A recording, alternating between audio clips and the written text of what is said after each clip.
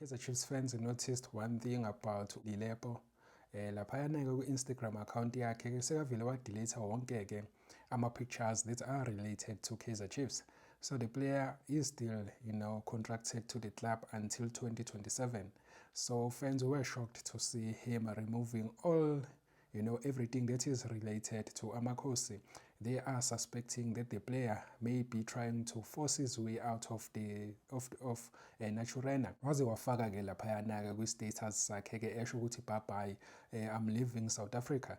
So for now, Kaizer Chiefs-ke is quiet as uLilepo-ke obviously is still their player, and-ke babakayi-address-ke le ndaba yakhe.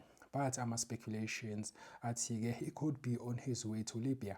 Ngoba sazi-ke ukuthi-ke uRhulani Mokwena is fetching these players, and it is believed ukuthi-ke no Lucas Ribeiro is also on his way there.